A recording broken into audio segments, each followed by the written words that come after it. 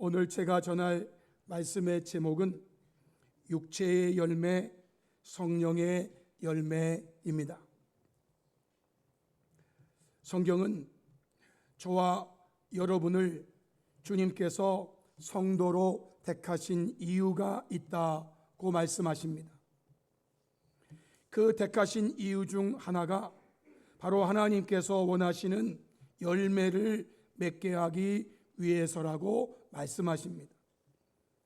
요한복음 15장 16절을 보시면 너희가 나를 택한 것이 아니요 내가 너희를 택하여 세웠나니 이는 너희로 가서 열매를 맺게 하고 또 너희 열매가 항상 있게 하여라고 말씀하셨습니다. 저와 여러분이 예수님을 택한 것 같지만 사실은 그것이 아닙니다. 너희가 나를 택한 것이 아니고 내가 너희를 택하여 세웠다는 것입니다. 왜 저와 여러분을 택하셨는가? 너희로 가서 열매를 맺게 하고 그 열매가 항상 있게 하기를 원하셨기 때문입니다. 이렇게 성도들이 주님께서 원하시는 열매를 맺게 되면 어떻게 된다 하시는지 요한복음 15장 8절에 너희가 열매를 많이 맺으면 내 아버지께서 영광을 받으실 것이요 너희는 내 제자가 되리라고 말씀하세요. 저와 여러분이 열매를 많이 맺으면 그로 인하여서 우리 하나님 아버지께서 영광을 받으시게 되고 그 삶의 모습이 우리가 주님의 제자임을 증명한다라는 것입니다. 그러면 성도 여러분, 오늘의 본문으로 볼 때 저와 여러분이 맺어야 하는 주님께서 원하시는 열매는 무엇일까요? 성령의 열매라고 하였습니다. 갈라디아서 5장 22절에 오직 성령의 열매는 그렇게 말했습니다. 왜 성령의 열매라 할까요? 성도들이 성령의 인도하심을 따라 살아가면서 맺는 열매이기 때문입니다. 갈라디아 5장 18절에 너희가 만일 성령의 인도하시는 바가 되면 그랬습니다.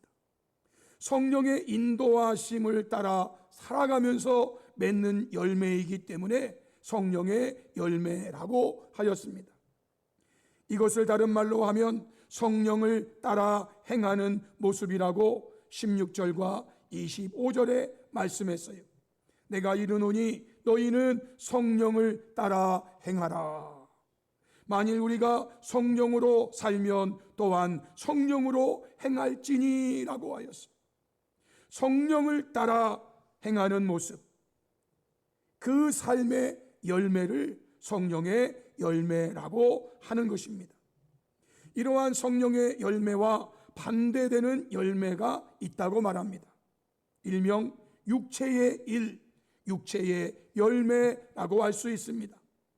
갈라디아서 5장 19절에 육체의 일은 분명하니 그러면서 육체로 인하여 맺는 열매들을 설명했어요. 이것은 성령을 따라 성령의 인도하심을 따라 살아가는 삶이 아니라 자신의 욕심과 자신의 욕망을 따라 살아가는 삶의 모습이라고 말합니다.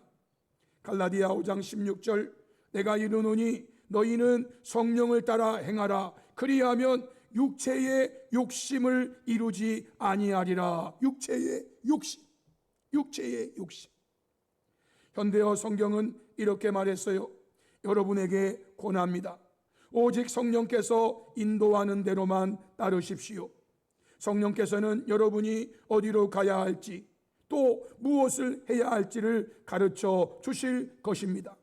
성령께서 인도하는 대로만 따라 살면 여러분은 육체의 욕망에 끌려다니는 짓 따위는 하지 않게 될 것입니다 라고 말했어요. 육체의 욕망에 끌려 다니면서 맺는 열매, 그것이 바로 육체의 열매라는 것입니다. 오늘의 본문 17절 말씀을 보시면 이 둘은 서로 거스르고 대적한다고 말했어요. 육체의 소욕은, 육체의 욕심, 육체의 욕망은 성령을 거스르고 성령은 육체를 거스르나니 이 둘이 서로 대적함으로 너희가 원하는 것을 하지 못하게 하려 함이니라 라고 말합니다. 성도들은 성령의 인도하심을 따라서 성령이 이끄시는 대로 성령의 열매를 맺으려고 하지만 이것을 육체의 욕망, 육체의 욕심이 거스르면서 못하게,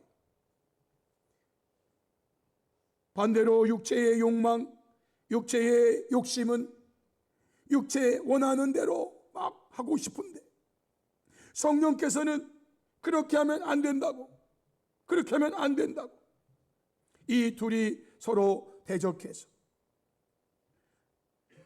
너희가 원하는 것을 하지 못하게 하려고. 그러면 성도 여러분, 먼저 육체의 욕심과 욕망에 끌려 살아가는 삶의 모습인 육체의 열매는 어떤 것들이 있을까요? 사도 바울은 갈라디아 5장 19절로 21절에서 15가지 구체적으로 밝히고 그와 같은 것들이라고 설명했어요. 육체의 일은 분명하니 곧 음행과 더러운 것과 호색과 우상 숭배와 주술과 원수 맺는 것과 분쟁과 시기와 분냄과 당짓는 것과 분열함과 이단과 투기와 술취함과 방탕함과 또 그와 같은 것들이라고 했어요. 육체의 욕망을 따라 살면, 육체의 욕심을 따라 살면, 육체가 원하는 대로 살면 이러한 열매들을 맺게 된다는 것입니다. 현대어 성경에 보면은요, 여러분이 본성이 시키는 대로 육체의 욕망에 따라 살면 여러분의 생활은 다음과 같은 결과를 가져옵니다. 곧 더러운 생각, 육신의 쾌락을 찾는 마음, 우상 숭배, 마술, 헐뜯음과 싸움, 질투와 분노, 언제나 자기 이익을 추구하는 일, 불평과 비판적인 태도, 자기의 작은 당파 외에는 모두 나쁜 것으로 인정하는 배타주의와 거기서 나오는 잘못된 교설, 시기, 살인, 술주정, 흥청대며 먹고 마시는 것 따위입니다 라고 번역했습니다. 저와 여러분이 육체의 본성이 시키는 대로 육체의 욕망을 따라 살면 우리에게는 이러한 육체의 열매들이 나타나게 된다는 거예요. 그러면서 사도 바울은 성도는 이런 삶의 열매를 맺으면 안 되기에 이렇게 경계하고 당부하십니다. 갈라디아 5장 21절에 전에 너희에게 경계한 것 같이 경계하노니 이런 일을 하는 자들은, 앞에서 말한 15가지 정도의 그 이상이지만 이런 일을 하는 자들은 하나님의 나라를 유업으로 받지 못할 것이요 라고 말했습니다. 현대어 성경에 전에도 말했지만 한 번 더 당부합니다. 전에도 말했어요. 그러나 한 번 더 강조해. 누구든지 이런 생활을 하는 사람은 하나님의 나라를 물려받을 수 없습니다 라고 말했어요. 사도 바울은 고린도 교회에 편지를 보내면서 고린도 6장 9절로 10절에도 이와 같은 말씀을 하였어요. 불의한 자가 하나님의 나라를 유업으로 받지 못할 줄을 알지 못하느냐. 미혹을 받지 말라. 음행하는 자나 우상 숭배하는 자나 간음하는 자나 탐색하는 자나 남색하는 자나 도적이나 탐욕을 부리는 자나 술 취하는 자나 모욕하는 자나 속여 빼앗는 자들은 하나님의 나라를 유업으로 받지 못하리라 라고 말씀하십니다. 예수님을 믿어도 이러한 삶을 살아도 괜찮아? 예수님 믿는 사람은 괜찮은 거야. 이미 예수님 믿었으니까. 여러분, 이런 미혹을 받아서는 안 된다는 거예요.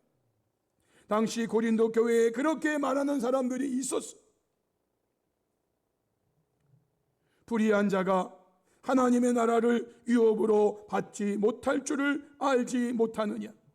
이러한 자들은 하나님의 나라를 유업으로 받지 못하리라. 이 말씀이 무슨 말씀이십니까?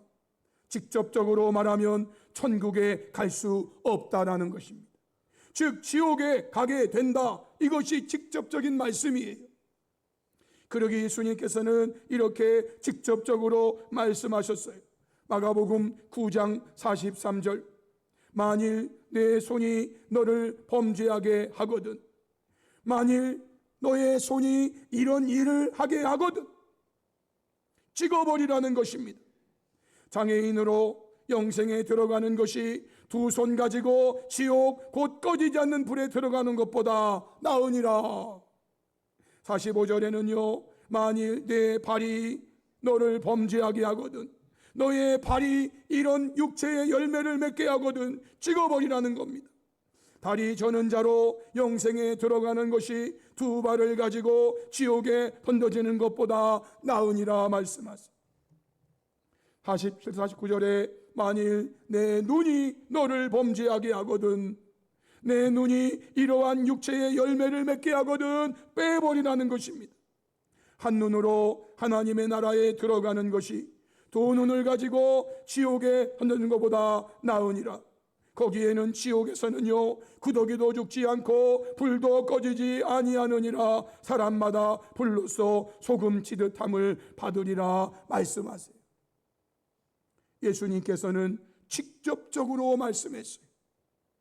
이러한 자들은 하나님의 나라를 유업으로 받지 못하느니라. 이 말씀의 직접적인 말은요, 천국까지 못한다는 거예요. 지옥 가게 된다는 거예요. 이것이 무슨 말씀이십니까? 이만큼 성도의 삶이 중요하다라는 것을 말씀하는 거예요. 만약 이 말씀대로 한다면 아마 저는요, 지금 벌써 한 눈을 뽑아버렸을 것이고 아마 남은 한 눈 가지고 또 범죄하였을 거예요. 저는 그래서 두 눈이 다 없을 거예요. 제가 한 손으로 범죄하여 찍어버렸으면 그러면 남은 한 손 가지고는 그렇게 안 하는가? 또 그렇게 할 것입니다. 저는 그래서 두 손 다 없을 거예요. 제가 한 발로 범죄하였으면 그러면 한 발 찍어버리면 남은 한 발로는 그렇게 안 하는가? 아니요, 또 그렇게 할 거예요. 저는 두 발이 다 없을 거예요. 찍어버리라, 찍어버리라, 빼버리라 이런 말씀을 하시는 거는요, 이만큼 성도의 삶이 중요하다. 그러면 성도 여러분, 저와 여러분이 맺어야 하는 성령의 열매는 어떤 것들일까요? 갈라디아서 5장 22절로 23절 말씀을 우리 다 같이 함께 읽겠습니다. 다 같이 시작. 오직 성령의 열매는 사랑과 희락과 화평과 오래 참음과 자비와 양선과 충성과 온유와 절제니 이 같은 것을 금지할 법이 없느니라. 아멘. 주님께서 저와 여러분이 맺기를 원하시는 삶의 모습, 현대어 성경 보니까요, 하지만 성령께서 우리 생활을 지배하실 때 그분은 우리 속에서 다음과 같은 열매를 맺게 해 주십니다. 사랑, 기쁨, 평화, 인내, 친절, 선의, 진실, 온유, 그리고 절제입니다. 그러면서 이렇게 해석했어요. 여기에는 이 9가지 성령께서 맺게 해주시는 이 열매에는 율법에 반대되는 것이 하나도 없습니다. 강조했어요. 무슨 말입니까? 온 성경이 원하는 것은 바로 성도들이 성령의 열매를 맺으며 살기를 원하신다는 거예요. 이것이 바로 말씀대로의 삶이라는 거예요. 이것이 성경에 다 기록되어 있다. 사랑의 열매, 기쁨의 열매, 평화의 열매, 인내의 열매, 친절의 열매, 선의의 열매, 진실의 열매, 온유의 열매, 절제의 열매, 이것이 율법에 반대되는 것이 하나도 없어. 다 말씀이 원하는 거예요. 말씀이 원하는 거예요. 성도 여러분, 한번 생각해 보세요. 우리 예수님의 삶의 모습, 육체의 열매의 삶이었을까요? 성령의 열매의 삶이었을까요? 우리 예수님에게 사도 바울이 말했던 그 15가지 육체의 열매들이 예수님에게 있었을까요? 저는 단호하게 말합니다. 예수님에게는 그런 삶의 모습이 하나도 없습니다. 오직 성령의 열매, 성령의 열매. 또한 성경에 나오는 수많은 신앙의 선진들의 삶은 어떠했을까요? 예를 들어서 구약에 나오는 애굽의 총리가 된 요셉의 모습을 보면 창세기 39장 7절로 10절에 그 후에 그의 주인의 아내가 요셉에게 눈짓하며 동침하기를 청하니 그랬어요. 요셉은 형들의 미움에 의하여 노예로 팔려서 애굽 보디발 집에 가서 노예 생활을 해요. 그 주인이 요셉을 잘 보았어요. 그래서 그 주인이 요셉에게 자기 집 모든 것을 다 맡겼어요. 그런데 그 주인의 아내가 있습니다. 요셉에게 눈짓하며 동침하기를 청하자고.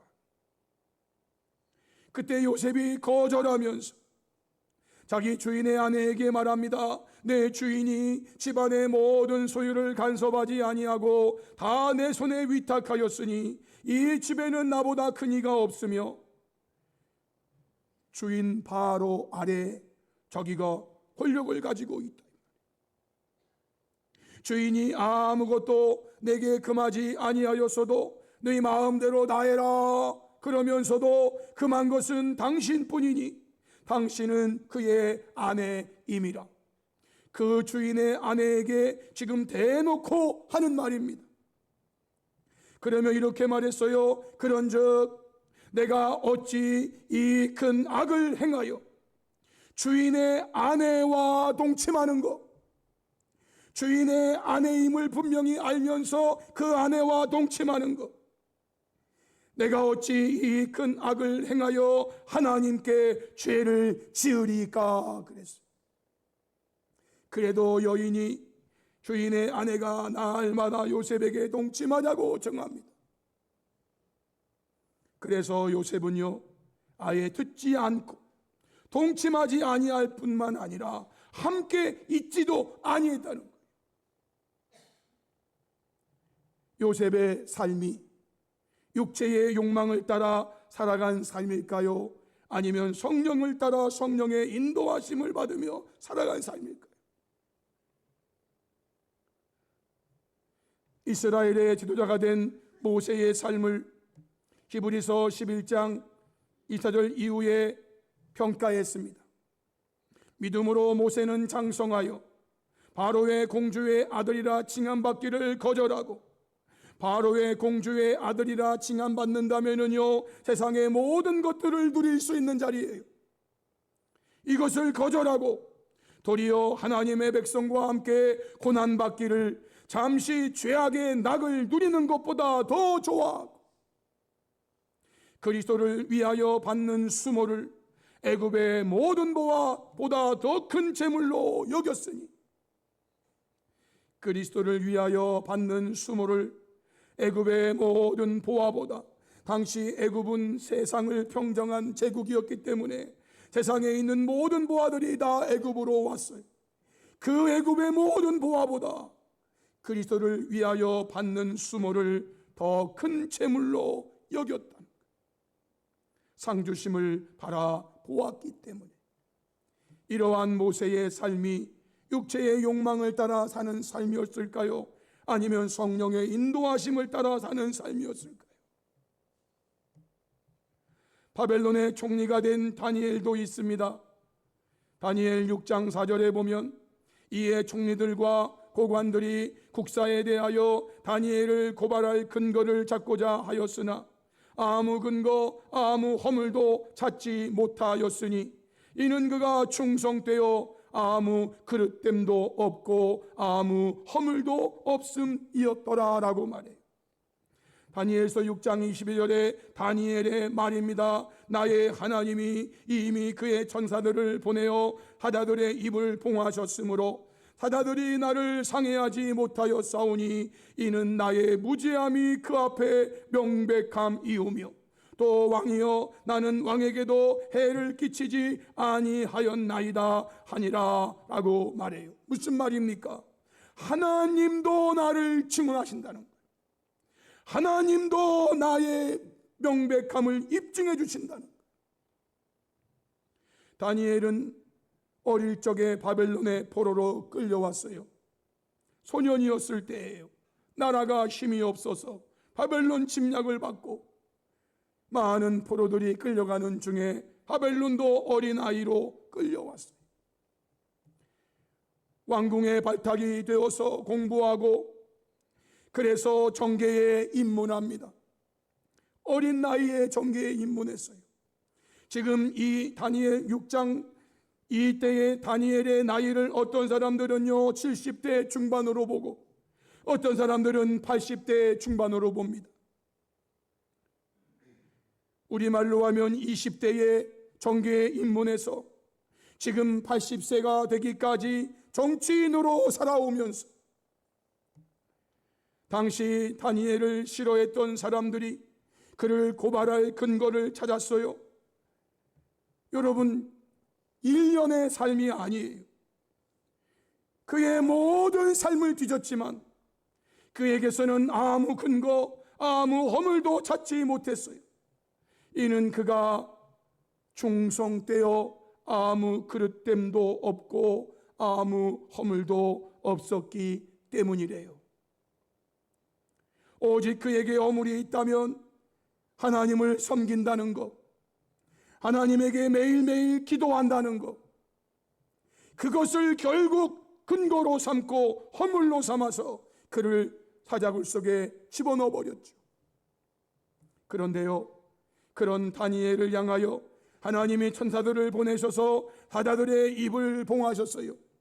몇 마리의 사자들이 거기에 있었는지는 모르지만 그 모든 사자의 입을 봉하심으로 사자들이 다니엘을 해칠 수가 없었어요. 이것이 바로 하나님께서도 다니엘의 무죄함을 증명해 주시는 것이라는 거예요. 하나님도 나의 무죄함을 증명해 주시는 겁니다. 다니엘은 자신의 삶을 하나님 앞에 내놓았던 거예요. 내놓았던 거예요. 신약에 나오는 사도 요한, 사도 베드로, 사도 바울의 삶은 어떠했을까요? 사도 베드로는 이렇게 말합니다. 베드로서 1장 5절로 7절 그러므로 너희가 더욱 힘써 너의 믿음의 덕을, 덕의 지식을, 지식의 절제를, 절제의 인내를, 인내의 경건을, 경건의 형제 우애를, 형제 우애의 사랑을 더하라 라고 말씀하세요. 여러분, 믿음은 시작입니다. 믿음은 다시 태어남이에요. 다시 태어난 것으로 모든 것이 끝나는 게 아니에요. 이 믿음을 시작으로 그 믿음의 덕을, 지식을, 절제를, 인내를, 경건을, 형제 우애를, 사랑을 더하라는 것입니다. 믿음의 1층 집만 짓고 있지 말라는 겁니다. 이 믿음 위에 8층 집을 지으라 그 말이에요. 믿음으로 모든 것이 끝이 아닙니다. 이 믿음은 여러분 시작에 불과한 거예요. 베드로후서 3장 11절로 14절에 이렇게 말했어요. 이 모든 것이 이렇게 풀어지리니 너희가 어떠한 사람이 되어야 마땅하냐? 거룩한 행실과 경건함으로 하나님의 날이 임하기를 바라보고 간절히 사모하라. 그러므로 사랑하는 자들아, 너희가 이것을 바라보나니 주 앞에서 점도 없고 흠도 없이 평강 가운데서 나타나기를 힘쓰라 라고 말했어요. 주님의 다시 오심을 앞에서 말한 다음에 주님의 다시 오심이 있다. 그러면 우리는 어떠한 사람이 되어야 하는가? 거룩한 행실과 경건함으로 하나님의 날이 임하기를 바라보고 사모하면서 주님 앞에 점도 없고 흠도 없이 나타나기를 힘쓰라고 말하고 있습니다. 이러한 사람이 육체의 욕심을 따라서, 육체의 욕망을 따라서, 육체의 본성을 따라서 살아갔을까요? 성령의 인도하심을 따라 성령의 열매를 맺으며 살기를 힘썼을 것이 분명해요. 사도 요한은 이렇게 말했어요. 요한계시록에 나오는 말씀 22장 15절에 자기 두루마기를 빠는 자들은 복이 있으니 그의 삶을 정결하게 하는 자들은 복이 있다는 거예요. 이는 그들이 생명나무에 나아가며 문들을 통하여 성에 들어갈 권세를 받으려 함이로다 말하면서 개들과 점술가들과 음행하는 자들과 살인자들과 우상 숭배자들과 및 거짓말을 좋아하며 지어내는 자는 다 성 밖에 있으리라고 말해요. 여러분, 여기 성 밖은 지옥을 말하는 거예요. 자기 두루마기를 빠는 자들은요 천국에 가지만 이러한 육체의 열매를 맺으며 사는 사람들은요 다 성 밖에 있게 될 거라는 거예요. 요한계시록 21장 7절로 8절에 이기는 자는 이것들을 상속으로 받으리라. 나는 그의 하나님이 되고 그는 내 아들이 되리라. 천국에 가는 주의 백성들을 말해요. 그러나 두려워하는 자들과 믿지 아니하는 자들과 흉악한 자들과 살인자들과 음행하는 자들과 점술가들과 우상 숭배자들과 거짓말하는 모든 자들은 불과 유황으로 타는 못에 던져지리니 이것이 둘째 사망이라고 말했어요. 지옥에 가는 사람들의 모습을, 그들의 삶의 모습이 이런 거예요. 그들은 육체의 욕망, 육체의 욕심을 따라서 살아가는 거예요. 요한계시록 21장 26, 27절에 사람들이 만국의 영광과 존귀를 가지고 그리로 들어가겠고 천국에 가는 사람들을 말하지만 무엇이든지 속된 것이나 가증한 일 또는 거짓말하는 자는 결코 그리로 들어가지 못합니다. 그리로는 천국인데 천국에 못 들어간대. 오직 어린 양의 생명책에 기록된 자들만 들어간다는 거예요. 예수님이 우리를 택하신 이유가 있어요. 우리를 택하신 이유는요 우리에게 열매가 있게 하시기를, 열매가 항상 있기를 원하시기 때문에 우리를 택하여 주신 거예요. 오늘의 본문 갈라디아서를 쓰고 있는 사도 바울의 삶은 어떠하였을까요? 한마디로 정리한 말씀이 디모데후서 4장 7절의 말씀이죠. 우리 이 말씀을 같이 한번 읽겠습니다. 다 같이 시작. 나는 선한 싸움을 싸우고 나의 달려갈 길을 마치고 믿음을 지켰으니 아멘. 사도 바울이 다메섹에서 주님을 만난 것이 어떤 사람은 30대 초반이다 라고 말합니다. 그 말이 맞다면 그는 이 디모데후서를 쓰고 있는 때가 60대 중후반을 넘어가는 중이었어요. 약 30년 이상 그가 하나님께 부름을 받고 사도의 길을 가면서 그는 이 오랜 시간 동안 선한 싸움을 싸웠다는 거예요.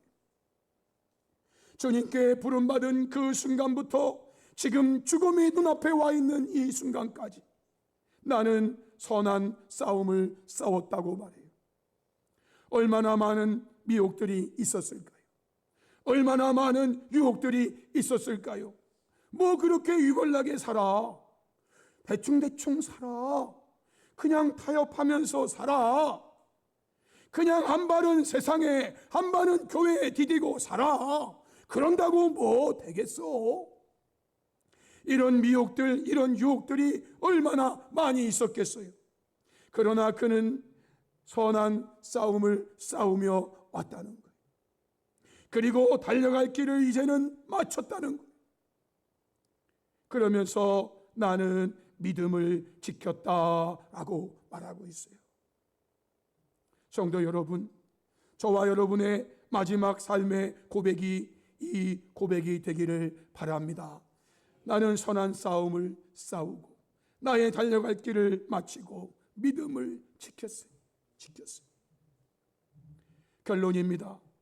열매의 계절인 10월에 저와 여러분은 육체의 욕망과 욕심을 따라 살아가는 육체의 열매가 아닌 성령의 인도하심을 따라 성령으로 행하는 성령의 열매, 사랑과 희락과 화평과 오래 참음과 자비와 양선과 충성과 온유와 절제의 열매를 맺으며 살아가기 위해 날마다 기도하며 힘쓰는 성도가 되어 성령의 열매를 많이 맺어 우리를 성도로 택하여 주신 예수님을 기쁘시게 하여 드리는 복된 성도들이 다 될 수 있기를 주님의 이름으로 축복합니다. 아멘.